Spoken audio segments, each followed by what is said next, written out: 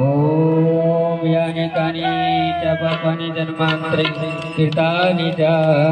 तानि सर्वाणि न सन्तो